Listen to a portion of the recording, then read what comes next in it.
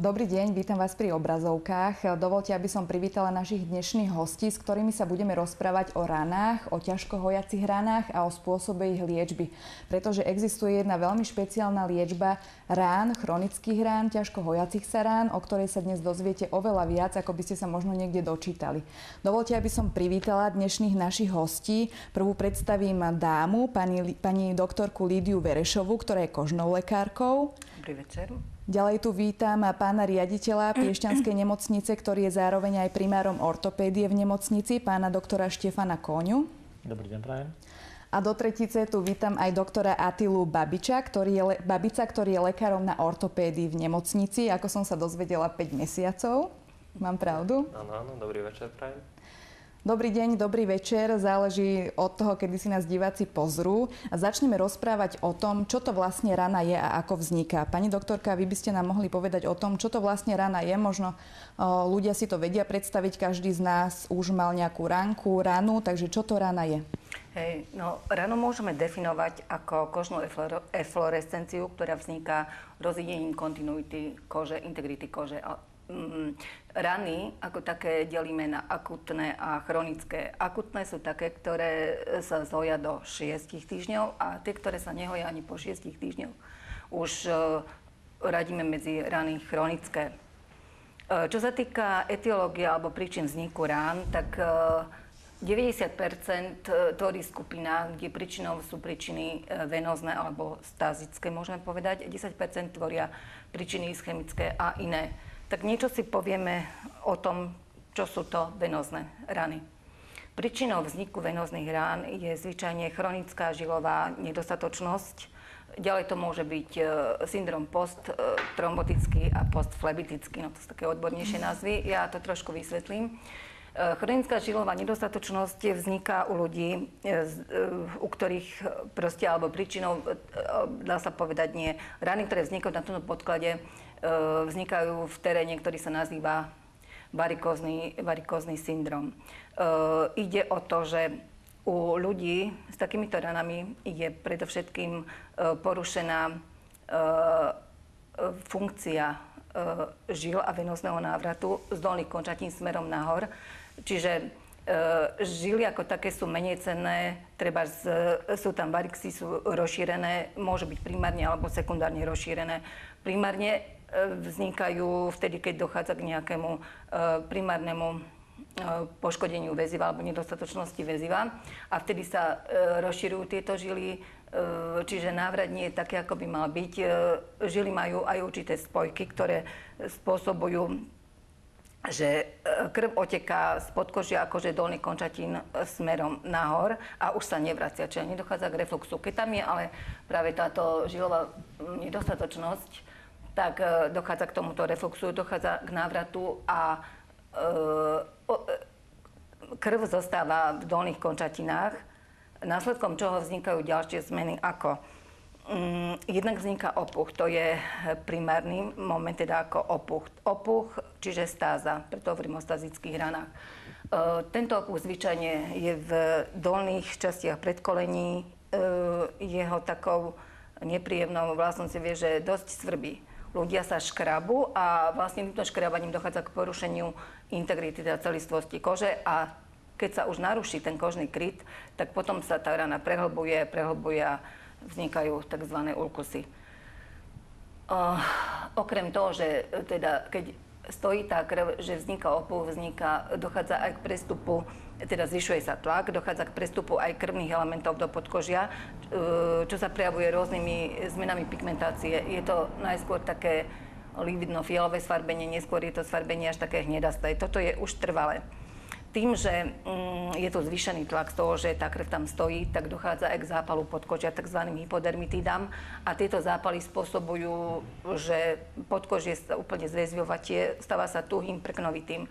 To je ďalší moment, ktorý je nepriaznivý, pretože tu nie je dokonalá výživa a stačí malý mechanický podnet alebo len poškrabanie sa, lebo v tomto teréne vzniká aj často tzv.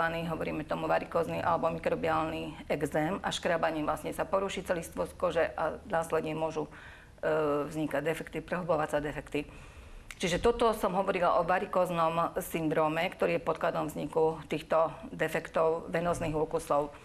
Ďalšou príčinou môže byť aj zápal, ktorý vzniká v hlbokom žilovom systéme a ten spôsobí taktiež rozšírenie alebo stop v tomto systéme. Následne, keď je stop v hlbokom žilovom systéme, tak povrchový žilový systém sa rozšíruje, vznikajú varixy a to, čo som hovorila vlastne, to je taký circulus viciosus.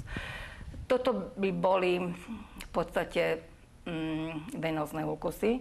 Ďalšiu skupinu, tie tvoria 90% všetkých ulkusov. Ďalšiu skupinu tvoria ischemické ulkusy. Ischemické ulkusy, alebo ischemické rany vznikajú na podklade zvyčajne uzavretia drobných kapilár až arteriol, treba s aterosklerózou alebo nejakými tukovými nánosmi pri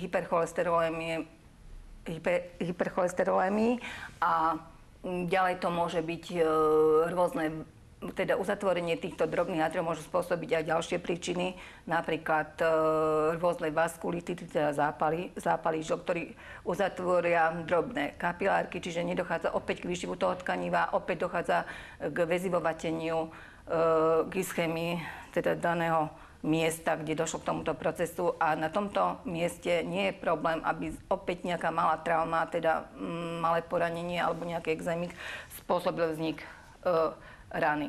Čiže toto by sme mali ischemické rany. Ďalej môžu byť ešte rany napríklad pri rôznych ochoreniach spojivového tkaniva. To už sú závažnejšie ochorenia, sú systémové ochorenia, ako napríklad systémový lupus alebo lupus discoides. To sú už také komplikovanejšie diagnózy, ale tiež v tomto teréne poškodeného väziva po nejakom mechanickom izlute môže dôjsť k vzniku rany. Nie je to vyživované, rany sa prehlbujú a nastáva problém. Ďalej môžu vzniknúť rany napríklad v rozpadnutom znamienku melanóme, bazaliome. Ďalej môže byť príčinou normálne trauma, čiže poškodenie ako poleptanie, popálenie alebo mechanické poškodenie po nejakom úraze. Tieto ischemické a ďalšie tvoria len 10% všetkých rán. Teda v prvom rade sú tá prvá skupina a to rany venózne. No, liečba týchto rán, alebo rany sú problémom spoločenským, sociálnym, hospodárskym, ale aj psychologickým, pretože vyraďujú ľudí. Asi 1% do 70 postihujú a asi 4% po 70. roku života. Je to veľký problém a vlastne liečba týchto rán je vlastne problémom interdisciplinárnym. To znamená, že podieľa sa veľa odborníkov na jednak diagnostika, na liečbe rán. Je to cez všeobecného lekára, ktorý prichádza prvý do styku s pacientom, dermatológ, angiológ má čo povedať do toho, chirurgovia samozrejme aj ortopedi, pretože často aj nesprávna klemba spôsobuje problémy, napomáha vzniku varikózneho komplexu a tak ďalej, následne vzniku varikóznych, teda venóznych defektov. Čo sa týka liečby rán, tak treba predovšetkým pristupovať individuálne a komplexne. Treba zvážiť, v akom štádiu je daná rana, v akom štádiu sa nachádza, čo treba liečiť, či je to povlečené, či treba zobrať stery, aby sa zistilo, či tam nie je nejaká bakteriálna superinfekcia. Ránu treba očistiť od nejakých odumretých tkaní, fibrinových povlakov. To je vec chirurga. Prípadne, ak je príčinou nejaký problém, tak aj varikotómia, teda operácia, tam prichádza, operácia žil prichádza do úvahy. No a potom vlastné hojenie rán, keď už dajme tomu ránu, zistíme, či tam nie je nejaká bakteriálna superinfekcia, keď zistíme, teda odstraníme všetky tie tkaniva odumreté, ktoré tam nemajú byť, potom prichádzame k vlastnej liečbe a k hojeniu rán, ktoré je to veľká škála. Kedysi v minulosti sa používali rôzne externá, čo boli vlastne v lekárniach vyrábané, pripravované mastičky, dávali sa na tie rany. No teraz je už doba vlastne veľkého hojenia rán, to sú rôzne hydrokoloidné, koloidné, polyuretanové náplastie s aktívnym uhlím a ešte ďalšie kombinované. Ešte sú aj ďalšie modernejšie metódy a vlastne o tom by sme tu chceli hovoriť. Vy už ste sama spomínali, že je niekoľko typov týchto rán a každá z nich určite potrebuje inú liečbu, alebo môžeme aj povedať, ako sa možno z minulosti do dnešnej súčasnosti menili tieto typy liečby. Vieme, že žijeme v modernej dobe, stále sa nám objavujú nejaké nové lieky, nové prístroje. Ako bol trend za posledné roky v liečbe rán? Áno. tak ja už dosť veľa rokov robím a keď som začínala na tomto kožnom oddelení v Piešťanoch za primára Vlčeka, to bola Bolštajnová, to bola veľmi známa osobnosť v dermatológii, tak to, čo dneska chceme predstaviť v liečbe rán, sme už tak na kolene možno vyrábali pred tými 30 rokmi a nazývali sme to gilie. Proste bolo to vyslovene len leukoplast, húbka na umývanie, teda špongia a elastická bandáž, ktorá je veľmi dôležitá vôbec pri liečbe týchto rán, je strašne dôležitá kompresia. Aby sme navrátili tú krv späť, teda smerom hore, aby nestála v tých predkoleniach, tak treba používať bandáž a chôdza. Bandáž a chôdza sú dôležité. Samozrejme, treba rozlišovať, či ide o arteriálne alebo venózne úkusy. Tá bandáž je dôležitá pri tých venóznych úkusoch, pri tých venóznych ranách. Takže ja keď som začínala, tak to boli takéto akože na kolená rôzne metódy a hlavne mastičky, ktoré sa zarábali v lekárniach. Mastičky a samozrejme rôzne roztoky dezinfekčné, antibakteriálne a podobne. Myslím, že v podstate to, čo bolo kedysi, je aj teraz v tom podstate vlhkého hojenia rán, len to nie je tak vyrábané a proste v lekárniach, ale je to už priamo dodávané v tých náplastiach. Všetky tie účinné látky, ktoré my sme dávali do rany solo, vo forme mastí, roztokov, teraz sú priamo v tom obveze, ktorému hovoríme vlhké hojenie rán a priamo sa prikladajú na ranu. V podstate tam si myslím, že stále tá liečba je rovnaká, len je to na vyšší level to je. Vyšší level sa tomu teraz dal a myslím, že ten problém je taký istý ako v minulosti, aj teraz stále veľký, spoločenský aj hospodársky, čo sa týka týchto rán a hojenia rán. Pán riaditeľ, vy tiež ako primár ortopédie určite často prichádzate do styku s ránami. Chcem sa spýtať, rozprávali sme tu teda o nejakých spôsoboch liečby rán. Za akými najčastejšie prichádzate vy? Možno keď môžete povedať aj za celú nemocnicu, ako sa liečia najčastejšie rany a čo patrí medzi tú top, ktorú môžeme použiť na pacientovi, využiť, čo mu možno môže pomôcť pri niektorých typoch týchto rán?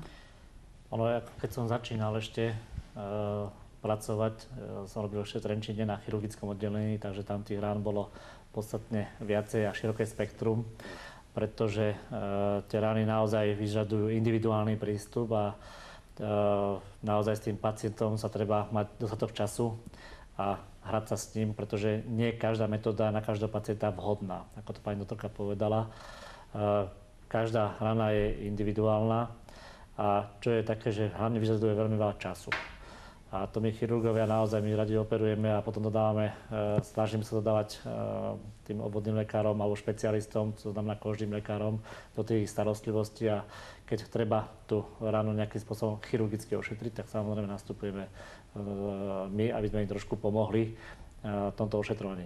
Ako bolo spomínané, tá história tých rán sa viac menej boli tak tzv. Že rany treba dodržať v suchu, potom teraz je také moderné, že treba rany naopak držať v vlhku a sa dokázalo, že to vlhké hojenie je pre toho pacienta dobré. Je veľmi veľké spektrum rozličných tých náplastí, ktoré sa dávajú tomu pacientovi a ako pani doktorka správne a dobre poznamenala, to, čo sa vlastne používalo, že sa dávalo pracne na tú ranu, tak teraz to je v rámci tých balení.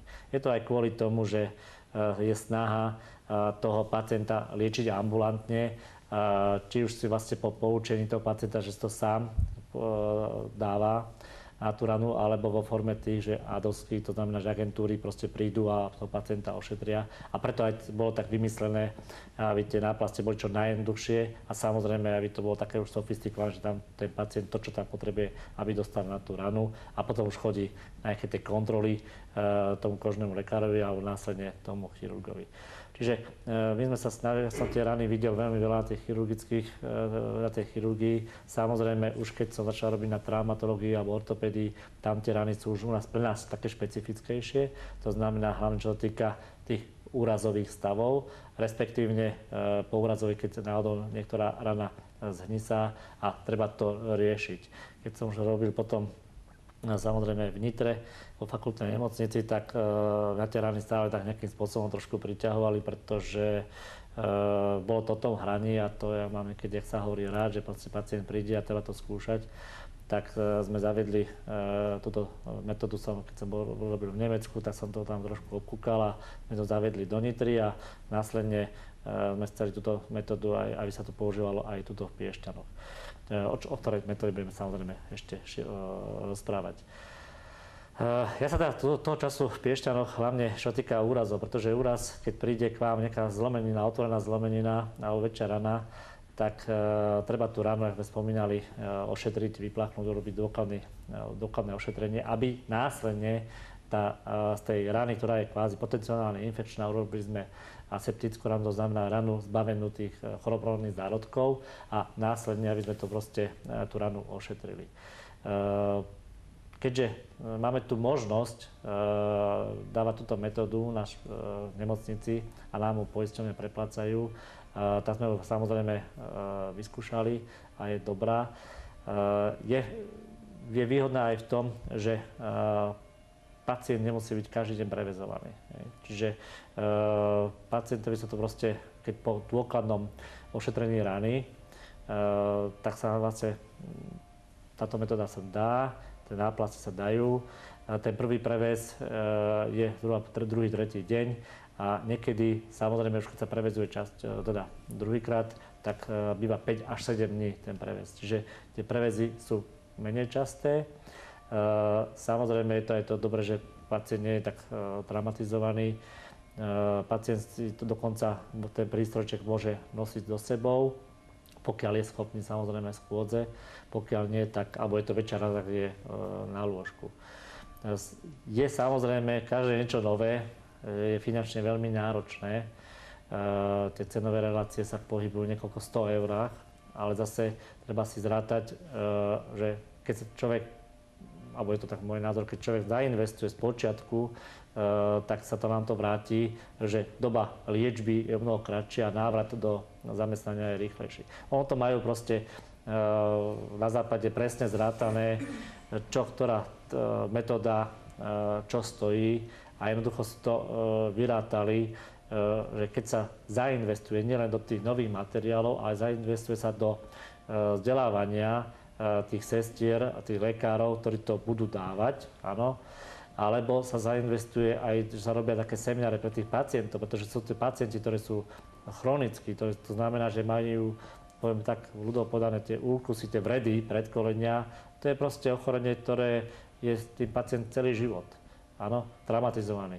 A keď sa urobí dobrá, že sa ten pacient pozrie nejaký ten seminár, že sa eruduje, to znamená, že sa mu to vysvetlí, ako to treba dávať, tie nové metódy, tak keď sa zrátali, tak tie investície sú potom omnoho lepšie. A finančne to je samozrejme dobre a s dobrou perspektívou pre toho pacienta. Takže keď niekto videl nielen takúto ranu chronickú, tak to je, ten pacient nemôže sa dávať dobre, nemôže ísť do spoločnosti, vydrží tam pár hodín, pretože rana mu preteče mu oblečenie, tie rany zapáchajú, takže ten pacient naozaj je traumatizovaný, potom zostane doma a psychicky potom ten pacient nie je na tom dobre. Takže preto sú tieto metódy, nielen čo týka tohto VAK terapii, ale aj iné, tak smerované, aby čo najmenej prevezov, aby čo najviac tá náplasť prijala toho sekretu a aby tá doba liečby bola čo najkratšia. Takže samozrejme, tu sme hovorili také, nespomenuli sme ešte môže dekubity, to znamená preležaniny, čo je zvlášť taká naozaj zlá kvázi téma, pretože toho sa každý bojí a ja som mal dlho otca chorého, ktorý vlastne trpel preležaninami kvôli tomu, že mal ťažko postihnutý, takže dávali som tiež túto metódu a naozaj to je myslím si, jedno z najhorších tých ochorení, keď človek má takéto niečo postihne. A tiež je to vlastne na toto vhodná liečba. Takže tých rán je naozaj veľmi veľa.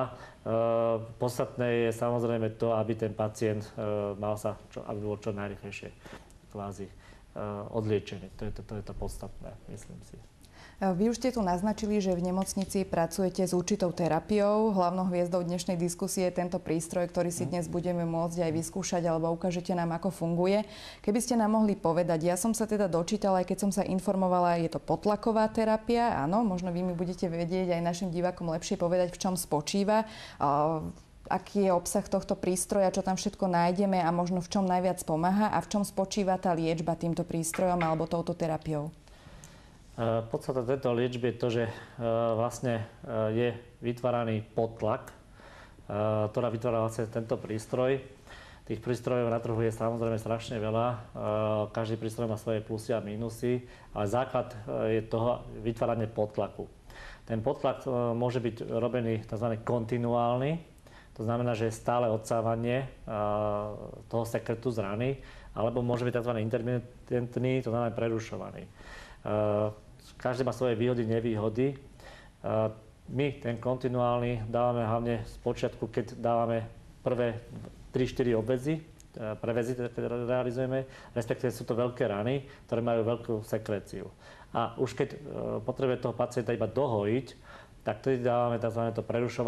Prerušovaný podtlak, ktorý si vieme nastaviť na tomto prístroji. Vieme si nastaviť, koľko minút má byť podtlak a koľko minút je bez podtlaku. Čiže vlastne je to tak prerušované.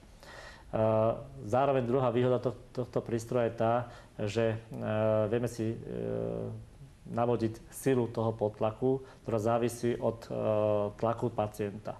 Hej. To znamená, že keď je pacient s vyšším krvným tlakom, tak musíme dať vyšší podtlak.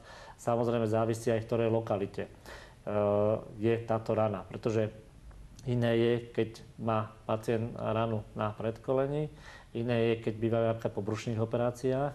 To znamená, že naozaj to sú operácie, keď pacientovi, keď tak poviem, že má vlastne obsah dutiny brušnej vonku a tam ten podtlak musí byť naozaj veľmi jemne korigovaný. A iné je napríklad, niekedy sa stane, že keď je pacient po operáciách na srdiečku, že má otvorený hrudník, aj tam sa dá tento podtlak, pretože ten hrudník nám vie krásne stiahnuť, pretože je tam ten podtlak, ale musí byť korigovaný. Čiže tam sa závisí, jak sme hovorili, tie rany sú individuálne, aj ten podtlak musí byť dávaný individuálne. Takže druhou výhodou samozrejme je, že sa ten sekret sa zhromažďuje nejaké tej nádobke, ktoré niektoré už moderné prístroje majú také, že sa nemusí vyhadzovať tá nádobka, ale sa vlastne iba vyleje obsah a môže sa druhýkrát použiť. Je to samozrejme aj ekonomicky už výhodnejšie. No a sú tam rozličné alarmy, to znamená, že keď pacient by náhodou odtrhol si tu ten prístroj alebo dojde k nejakému prerušeniu alebo zalomeniu tých hadičiek, samozrejme ten alarm nás ubezpečí, že proste nejaký problém je a už sestra, keď je pacient na oddelení a samozrejme je aj ambulantná liečba, tak proste pacient vie, že niečo nie je v poriadku a buď sám alebo potom príde do nemocnice sa ten problém vyrieši. Takže tých výhod toho prístroja je naozaj je veľa. Na aké typy rán je možno najvhodnejší a možno potom by som prešla aj pomaly k vám. Vy už 4 mesiace pracujete s týmto prístrojom a možno na aké rány najčastejšie v nemocnici ste doteraz využívali tento prístroj alebo túto terapiu? Tak hej, v podstate ja už od môjho nástupu na ortopedické oddelenie sa zaoberám touto metodikou, čo mi ponúkol pán primár. A zatiaľ nám teda veľmi pozitívne skúsenosti.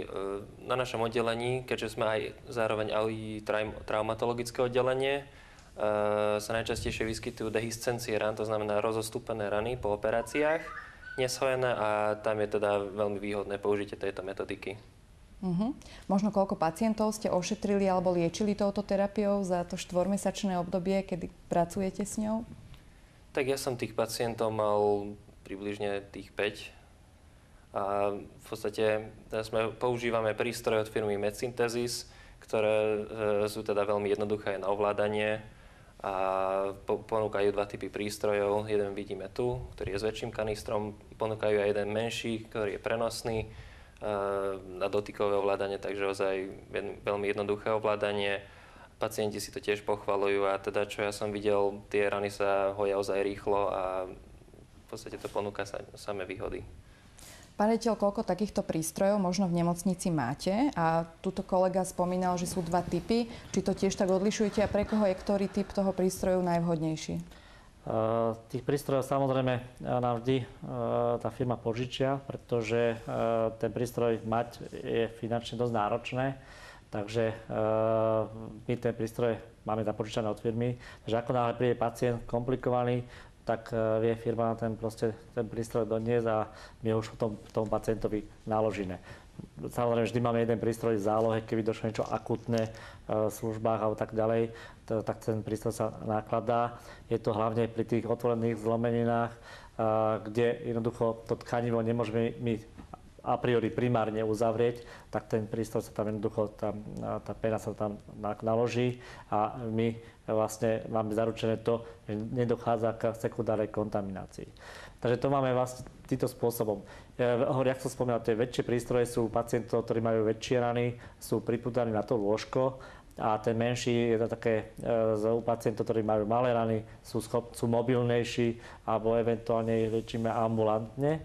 To znamená, pacient to vysvetlí ovládanie toho prístroja a pacient ho má ten prístroj doma a vlastne chodí na tie kontroly, kedy si vyžaduje ten preves.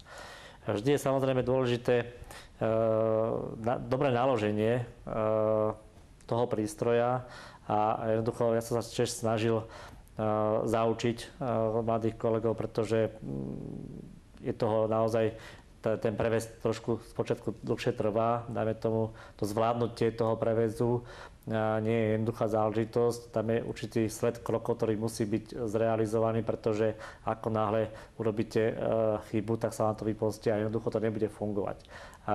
A priori ten preves je naozaj drahý, sa to pohybuje v stovkách eurách, takže tam nejaké tie chyby nemôžeme zrealizovať, pretože tá nemocnica jednoducho došla hneď na von a to nie je môj cieľ. Preto naozaj máme to vlastne kolegu, ktorý moje snahu už chodil prednášať vlastne po celom Slovensku, aj do fakultných nemocníc, ako vlastne funguje táto vákuová terapia, čiže aj na to, že sme mali špitál, tak chodíme to prezentovať aj inde, čo som rád. A samozrejme moja tendencia, aby sme mali takého špecialistu v rámci nemocnice a som rád, že vlastne kolega sa toho ujal, pretože je to náročné tieto rany robiť a zvládnuť to a niekedy aj tí pacienti, niektorí pacienti sa zboja, že keď to majú to doma, tak vyvolávajú mu, ale ja si myslím, že keď je chuť, tak to zvládne, takže tam nie je problém. Takže je to že to je individuálne a ja som iba rád, že to máme, že to môžeme túto metódu využívať a samozrejme som rád, že tá metóda sa začala využívať aj v iných špitáloch okolých, vďaka tomu, že to vlastne zaučame ich, tieto nemocnice. My sme si zatiaľ spomenuli jeden typ rán, na ktorej najčastejšie v nemocnici ho využívate, ale čo také možno popáleniny alebo chronické rany spôsobené napríklad u diabetických pacientov, dá sa to využiť aj tam? Ako pani doktorka správne poznamená, najviac týchto rán, čo sú, tak to sú rany spôsobené nejakým žilovým ochorením. Áno, to je skoro 90%. Hej. Takže tam vidím možnosti využívania samozrejme týchto rán. Samozrejme potom sú rany, ktoré aj tí diabetici majú, ale vždy väčšinou je ten podklad niekde inde. To znamená, že tí pacienti prídu s veľkým opuchom, majú tú ranu jednoducho znečistenú a je tam aj podklad problematický, či už ten problém, že je slabo prekrvené, to znamená ten ischemický, alebo ten venózny. Čiže vždy tam musí byť nielen nastúpiť ten kožiar, ale aj ten cievny chirurg, alebo ten chirurg, proste, aby tá liečba bola naozaj komplexná. Tými ranami naozaj každý sa to snaží nejakým spôsobom odstrkovať, pretože ten pacient k vám chodí a chodí celý život. Hej?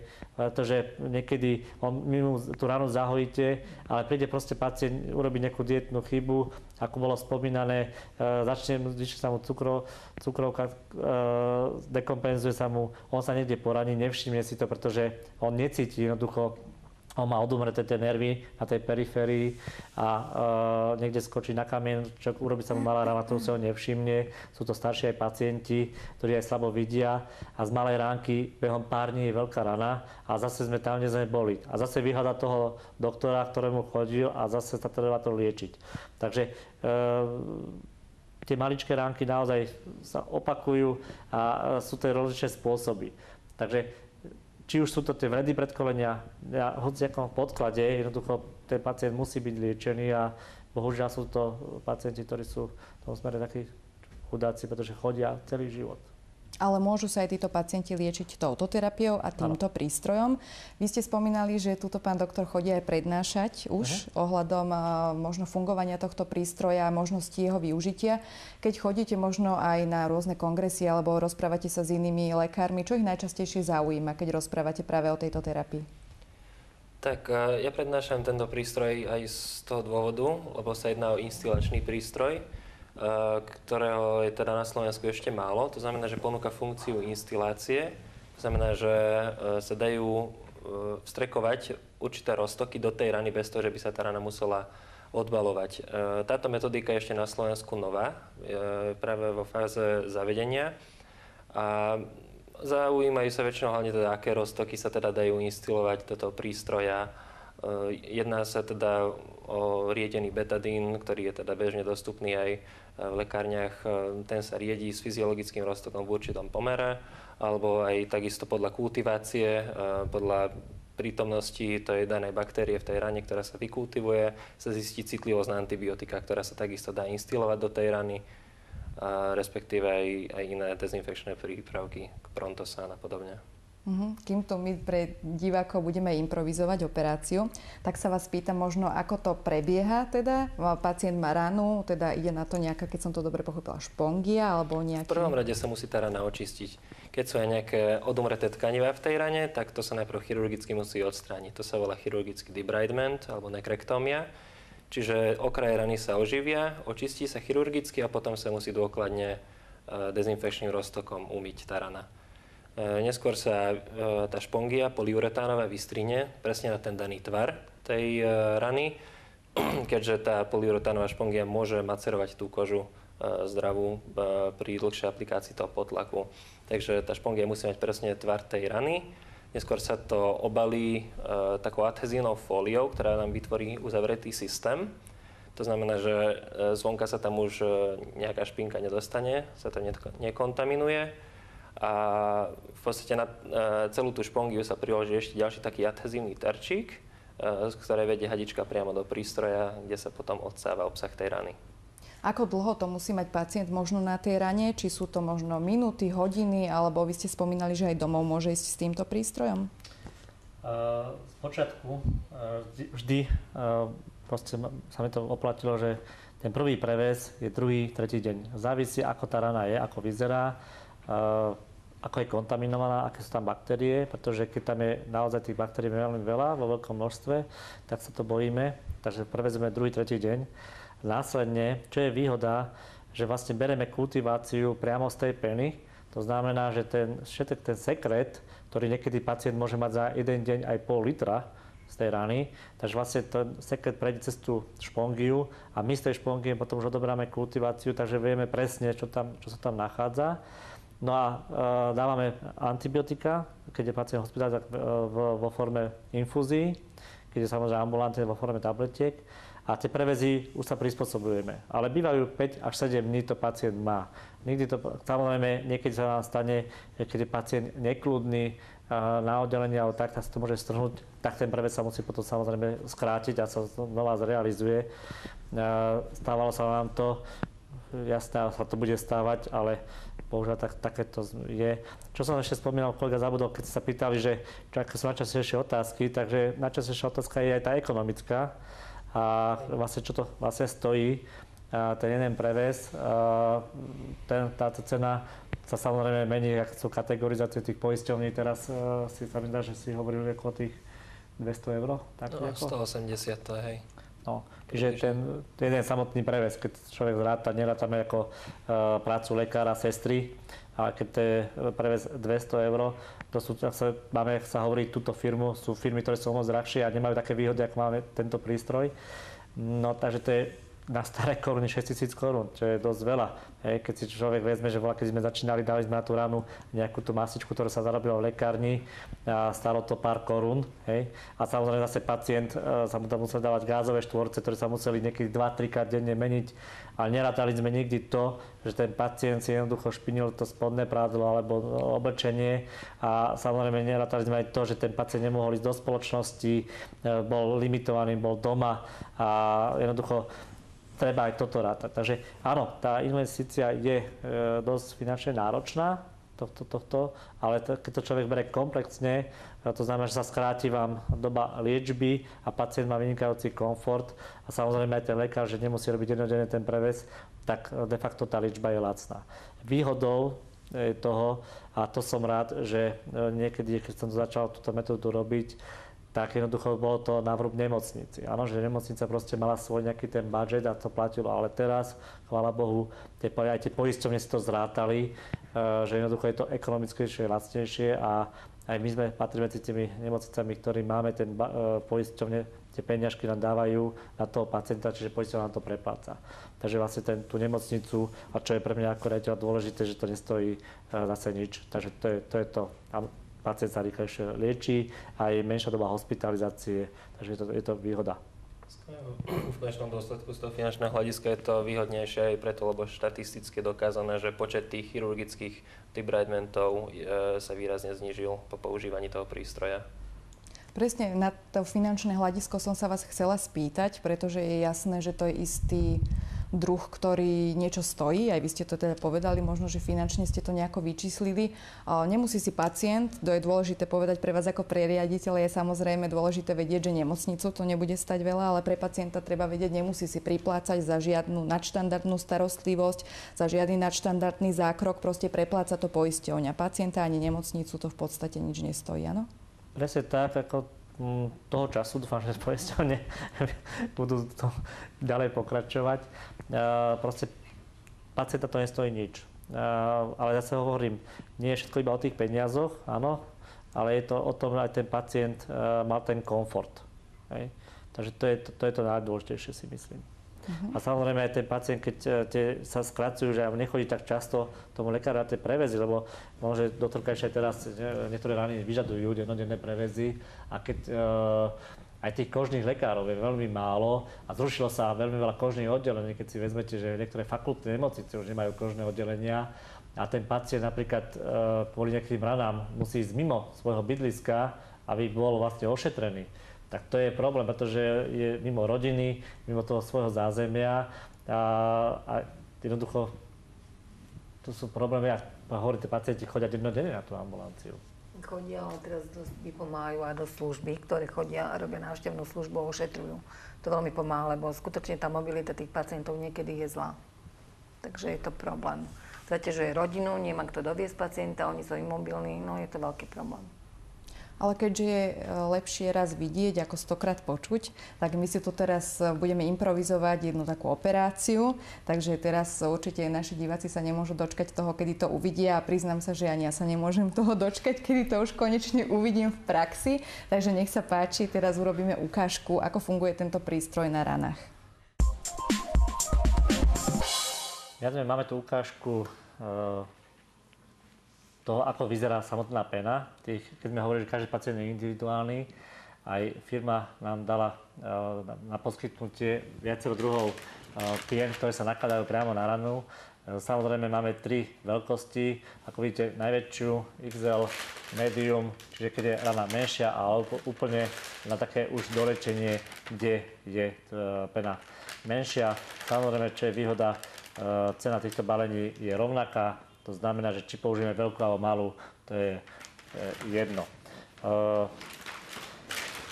Na to, aby sme si vlastne ukázali, ako tá rana, nemáme tu pacienta, máme tu vlastne kus nejakého živočíšneho mäska s kožou, kde urobíme kvázi si ranu a ukážeme vlastne divákom, ako prebieha kvázi samotný ten preves a naloženie a vlastne efekt tej liečby, tej vákovej terapii.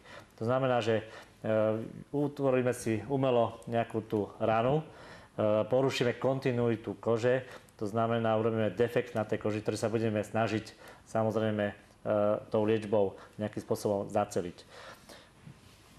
Čiže urobíme si ránku, že urobíme si, jak sa hovorí, rez.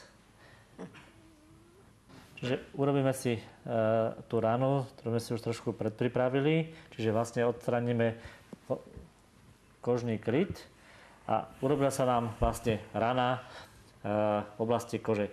tých príčin, ako spomínala pani doktorka, je veľa, či už je to kvázi tie venózne, to znamená problém žil, problém nedokrvenosti, je to preležanina, je to úraz. Teraz vlastne máme to jedno, ide o to, že máme nejakú ránu, ktorá máme porušenú kontinuitu kože a ideme to liečiť. Keďže máme v tomto prípade malý defekt, použijeme vlastne špongiu tú najmenšiu, môžeš otvoriť. Samozrejme, počas prevezov robíme v rukavičkách, robíme sterilne, ale keďže sme túto štúdiu, že vlastne sterilne si to otvoríme, máme tu vlastne ranu, tá penu, ktorú vlastne my si najprv vždy priložíme k tej rane, približne zistíme, aká je plocha, veľkosť a ako kolega spomínal, tá pena nesmie presahovať okolí tej rany, čiže my vlastne si to vystrihneme. Kolega sa toho ujme, keďže je špecialista už na to. 5x2, viac. Volakedy, keď to zatiaľ môžem povedať, volakedy sa vlastne používa klasické gázové štvorce, dali sa rozličné dezinfekčné prípravky, maste, ktoré sa jednoducho priložili na tú ranu a sa nejakým spôsobom zakryli. A to bolo vlastne to staré, ktoré sa používalo. Čiže my ukážeme kvázi to, čo teraz by sa mohlo používať. Okolie rany, keďže to je rana, my zoberieme vlastne kultiváciu, zoberieme najprv prvotnú, potom urobíme dokladné vyčistenie tejto rany, urobíme, dá sa povedať, tú nekrektomiu, to znamená zbavenie sa rany toho odobretého tkaniva a z toho potom zoberieme druhé kultivácie, aby sme naozaj mali to, čo tam naozaj rastie. Čiže my tú ranu vyčistíme, vydezinfikujeme, ako tu máme rozličnými tými dezinfekčnými prostriedkami. Potom následne kolega zatiaľ pripravuje samotnú tú penu. My zatiaľ vlastne si to vyčistíme tampónmi, keď si vlastne vyčistíme si tú ranu, okolie rany. To okolie rany trošku vyžaduje zvlášť starostlivosť. Nesmie byť vlastne tá rana masná, to znamená väčšinou nejakými tými roztokmi, ktoré nám zbavujú masnotu, odstránime a aby vlastne sa nám potom neskôr tá fólia dobre prilepila. To znamená, že máme kvázi pripravenú samotnú tú penu, ktorú priložíme, to skáče, priložíme na tú ranu, ešte by som dal túto trošku, takto, tak, čiže máme pripravené, čiže rana je zbavená nekrotických častí, sú odobrané kultivácie, je vydezinfikovaná, je pripravená na priloženie samotnej peny, ktorá musí byť pripravená predtým, ako tam vlastne dáme. Čiže priložíme penu na samotnú ranu, následne dáme samotnú túto fóliu.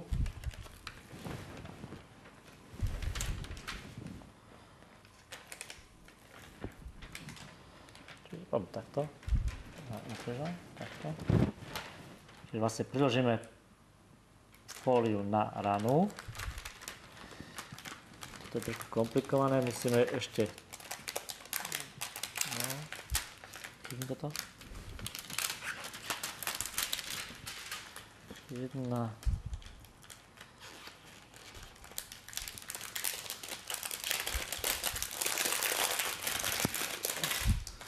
Druhá časť, čiže vlastne takto máme tú fóliu, musí pekne sa prilepiť na okolie tej rany. Výhoda tejto fólie je aj to, že vlastne my máme, stále sa na tú ranu môžeme pozerať, či náhodou sa nezapaluje okolie, je to transparentné. Samozrejme, okolie tej rany, tá rana pekne môže dýchať, ale neprepustí nám vodu. Následne z samotnej tej fólie urobíme taký tzv. Ten terčík. Takýto otvor.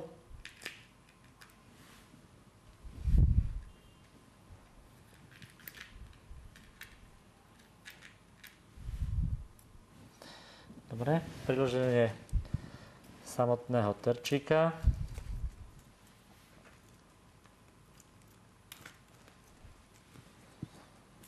Tie staršie prístroje, alebo niektoré prístroje používajú iba jednu hadicu, to znamená, že je to vlastne iba slúži na odsávanie tlaku, ale tuto vidíme, že ten terčík má dve, to znamená jednou dávame do rany nejaký dezinfekčný roztok alebo antibiotikum a toto druhou vlastne odsávame z tej rany samotný vzduch, alebo keď rana nám veľmi produkuje tekutiny, sekrety, tak nám odsáva samotné sekrety do zbernej nádoby.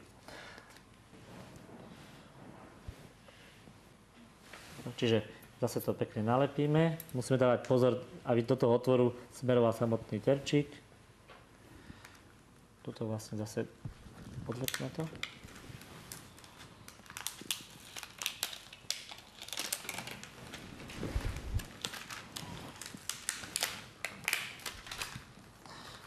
Takže vlastne teraz máme pripravenú samotnú ranu a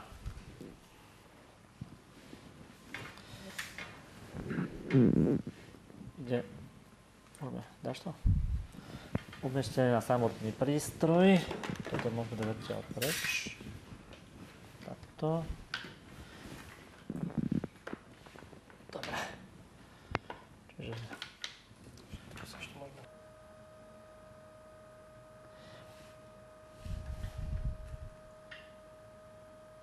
No teraz niečo tam pohol. No, teraz áno, vidíme. Čiže vlastne tá samotné odsávanie, zmenšenie objemu, čiže vlastne ten potlak samotný videl a vidíte, že aj okolo sa tá rana zmenšuje, dokonca aj to, keďže máme to kúsok, nie je to kontinuálne, ale sa aj tá koža pekne sa stiahla z okolia a toto je zachované, takto by mala vyzerať dobre naložený prístroj, dobre naložená náplasť, že takto funguje vlastne ten prístroj, že je tá pena stiahnutá, už aj vizuálne vidíme, že to je v poriadku. Samozrejme, keby bol problém niekde, tak nás prístroj ubezpečí, že je porucha kontinuity, že niekde je prasknutá, dajme tomu, alebo je deravé niečo, tak nám to prístroj nám začne pípať, bude alarm fungovať. Čiže takto by to malo vyzerať, keď pacient má naloženú, dobre aplikovanú vakterapiu. Výhodou prístroja je to, že samozrejme, keď pacient je buď napojený na zásuvku elektrickú, keď je vlastne doma, alebo keď je priputaný na lôžku. Ale samozrejme, keď je mobilný, alebo ide do nemocnice, alebo čaká na preves v čakárni, tak výrobca nám udáva, že môže byť mimo elektrického pripojenia až 40 hodín. Čiže výdrž baterky je 40 hodín. Ten menší prístroj samozrejme má menej, ale tieto veľké až, dá sa povedať, veľké obdobie. Tuto máme teraz vlastne bez toho, máme iba kontinuálne odsávanie. Samozrejme, môžeme nastaviť, sme spomínali, intermitentné, to znamená, že my teraz môžeme tento potlak aj zrušiť. Jednoducho, že ho vypneme. Alebo takýmto spôsobom, ja to ukážem aj pre takýmto spôsobom, že vidíte, poruším, pena sa jednoducho nafúkne. Čiže teraz nie je tam kontinuálne odsávanie. Jednoducho zase, aby to diváci lepšie videli, napojíme a zase sa urobí potlak.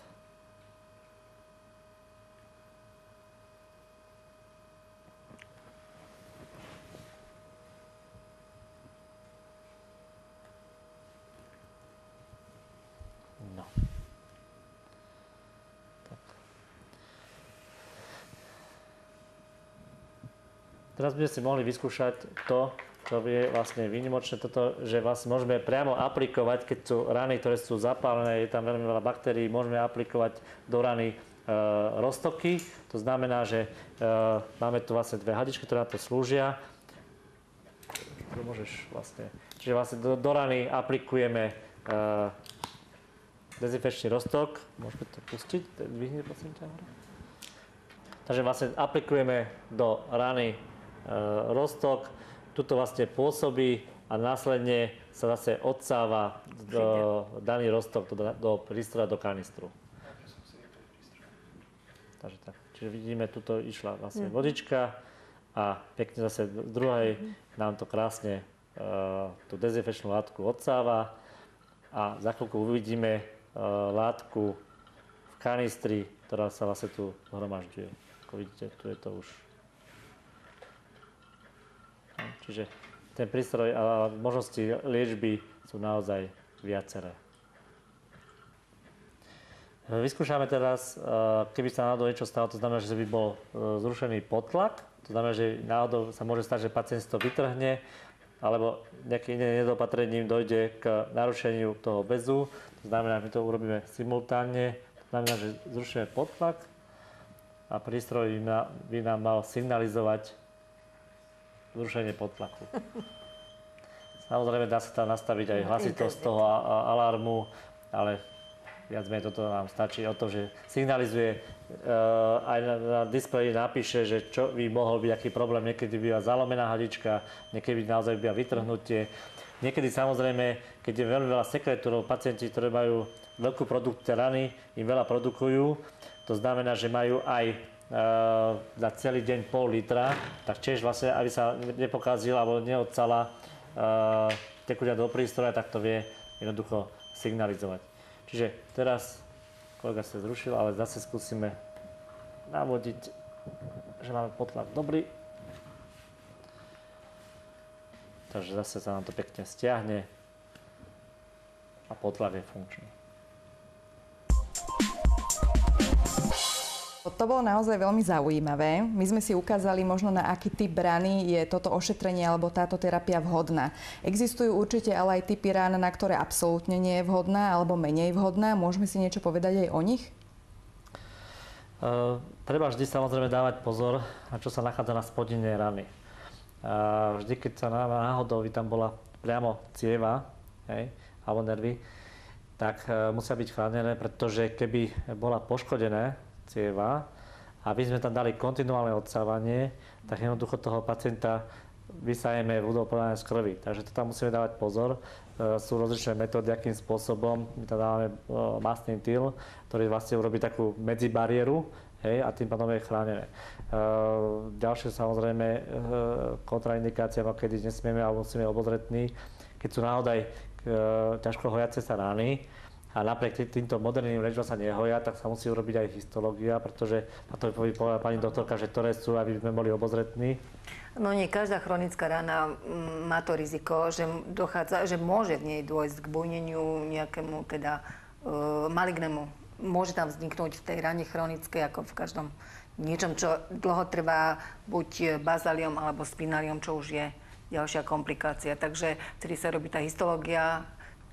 Má to určitý charakter. Vtedy dochádza k takým pregranulovaniu, proste nárastnú ďalšie tkaniva v tej rane a vtedy je vhodné zobrať vzorku, aby sa zistilo, či sa nejedná náhodou nejaký maligný proces. Takže na túto liečbu by to bolo nevhodné? Nevhodné. Ináč ako pri každej tej rane samozrejme vždy sa môže niečo stať a preto výhodou tých prístrojov, že sú tie alarmy, ktoré nám aj počas liečby vždy nám môže upozorniť. My už sme tu rozprávali o tom, že táto terapia spočíva v tom, že rana je v takom vlhkom prostredí. Mne prvé, čo napadne, keď rozprávame o vlhkom prostredí, nehrozia tam teda infekcie, lebo kedysi, aj sme to spomínali, že kedysi hrala prím tá suchá liečba, alebo rana sa držala skôr v suchu? To výhoda je toho, že vlastne baktérie majú radi kyslík, áno? Keď tam my ten kyslík vlastne odsávame, tak nemajú z čoho žiť. Takže tým pádom to je tá výhoda. A oni majú radi, keď tam tie živiny, ktoré sú tam, a zase keď tam my odsávame tie sekrety z tej rany kontinuálne, tak zase nemajú to vhodné prostredie. A samozrejme ešte výhodou je aj to, ako by sa to povedal, že to tkanivo, kde vlastne je ťahané tým podtlakom. Čiže tá rana sa uzavrie, ako sme videli na naložení tohto prístroja, že sa krásne zavrie, áno. A tým pádom sa zmenší. A napríklad mali sme pacienta, ktorý mal také ochorenie tzv. Compartment syndrom, to znamená, že mal predkolenie tak po jednom výkone opuchnuté a vlastne bolo vidieť v rane svaly. Po naložení tejto peny vlastne sa mu zmenšil hneď opuch a tá rana sa vedela o mnoho rýchlejšie zavrieť, kde sme mohli urobiť následne sekundárnu takú sutúru a stiahnuť to. Takže tých možností nakladania je viacej a pre toho pacienta samozrejme závisí. Zase sa vrátim k tomu, je to individuálne. Rozprávali sme o tom, že rany sa hoja rýchlejšie, hoja sa aj krajšie. Mňa by možno zaujímal ako ženu aj ten kozmetický efekt. Sú tie rany krajšie hojené? Krajšie, keď tá rana sa vám ten podtlak urobí, že sa zmenší, áno, tak napríklad my už potom nemusíme dávať toľko, keď poviem príklad, sme mali tohto pacienta z hodou okolností na tom predkolení, tak on musel mať tie rany prekryté sekundárne kožným transplantátom. Čiže a priori, keď tá rana bola menšia, tak aj výsledná veľkosť tej jazvy bola menšia. Ale tie jazvy, ide o to, ja som tak, že tie pacienti sú spokojní, že keď sa im tá rana zhojí. Nemyslím si, že jazva, veľkosť až tak neriešia. Oni sú radi, keď sú zhojení. V tých prípadoch sa nehovorí o estetike. Ešte sa spýtam, kto môže vykonávať túto terapiu? Je to lekár špecialista alebo musí byť nejaká špecializácia lekára, ktorý môže túto terapiu robiť? Nemyslím si, že by to ako ideálne by bolo kvázi tí kožiari alebo chirurgovia.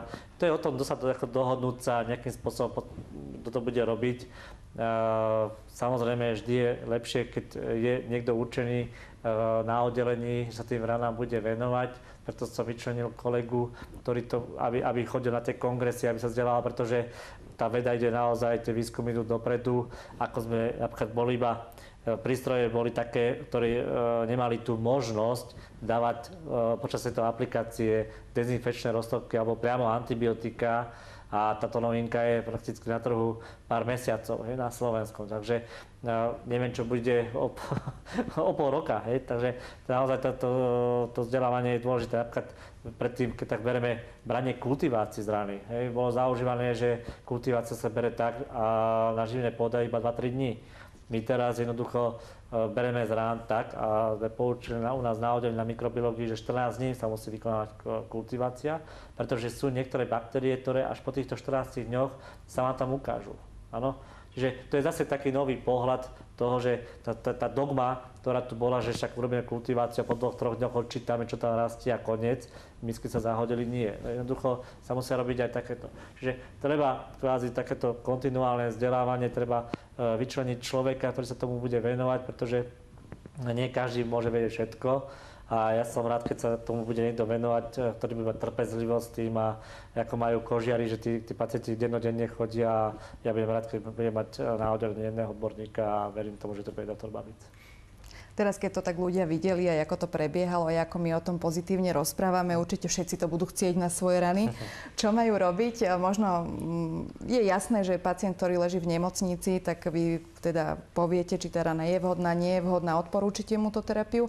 Čo tí ľudia, ktorí nie sú v nemocnici, sú doma, majú svojich lekárov, možno aj iných špecialistov, ako by mali postupovať, keby sa chceli informovať o tejto terapii, keby ju chceli možno, nepoviem, že vyskúšať, pretože nie je to o tom, že idem si vyskúšať tú terapiu, ale keby si mysleli, že je pre nich vhodná. Ja si myslím, že tí pacienti, ktorí sú k nám akútne prijatí, tak to je jasné, tam to vidíme my. Ale potom sú tí pacienti, to sú tí odborníci, ktorí prídu za tým kožným lekárom, ktorý robí naozaj to margo tej mravenčej práce a tam to vlastne a on rozhodne, že áno, ktorý typ liečby je pre toho daného pacienta vhodný a povie áno, toto už by mohlo byť vhodné na tento spôsob alebo ten a potom sa môžeme kontaktovať. Zaujalo vás možno toto, čo sme tu dneska aj videli, aj sme sa o tom rozprávali ako kožnú lekárku? Samozrejme. Všetko, čo vlastne umožní sa opäť vrátiť do života týmto pacientom s chronickými úkusmi a im vlastne ten nepríjemný život spríjemní, tak to je úžasné. Keď sú takéto nové metódy, len ešte mňa by zaujímalo, že vlastne kde by boli tí pacienti hospitalizovaní v rámci nemocnice, keďže nie je kožné. Áno. Čo sa týka liečby? To je to prvé, že nie je to kožné, nie len u nás, ale ako som spomínal, fakultné nemocnice veľké nemajú kožné, je to v rámci reorganizácie siete, takže zdravotníctva, takže preto tých pacientov sa umiestňujú a umiestniť toho pacienta niekedy je veľký problém, pretože sú pacienti, ktorí sú infekční a hrozia nakazením ostatných pacientov, ktorí prídu sa liečiť. Takže tí pacienti buď kvázi na internom, alebo respektíve na chirurgickom oddelení, kde sú na to lôžka, kde by mohli byť realizované tieto prevezy. A samozrejme zase sú pacienti, kde by sme dávali tú ambulantnú liečbu. To znamená, že po nejakom odsledovaní pacienta v rámci hospitalizácie bude potom po zaučení toho pacienta, pretože naozaj ten prístroj sa pohybuje niekoľko zase 1000 eurách, hej, to už je trošku drahšie ako samotný prevez, tak samozrejme ten prístroj bude ako ambulantná liečba. Toto je moja taká kvázi Ja som vždy, keď som ešte začal v Trenčíne, tak som chcel mať v rámci nemocnice mať ambulanciu chronických rán, ale vyčleniť tam človeka, ktorý tam bude sedieť a naozaj sa s tomu venovať je veľký problém. A ako chirurgovia všetci chcú operovať len tie krásne, čisté rany, ale takýmto ranám sa venovať je problém. Tak verím tomu, že tým pádom, že ste v Piešťanoch, tak možno tento sen sa vám raz podarí v Piešťanoch. Ja som veľmi rada, že sa o piešťanskej nemocnici môžeme rozprávať takto pozitívne, že vieme naozaj pacientom, budúcim klientom povedať, že naozaj ste moderná nemocnica, ktorá využíva moderné terapie, moderné druhy terapii. A som veľmi rada, že ste dnes prišli a prijali pozvanie do tejto diskusie. Rada sa s vami porozprávam niekedy inokedy aj na inú tému a ďakujem vám veľmi pekne. Dnes sme sa rozprávali s pani doktorkou Verešovou, pánom riaditeľom, zároveň primárom ortopédie, pánom doktorom Kóňom a s pánom doktorom Babicom. Ďakujem veľmi pekne a tešíme sa na vás na budúce.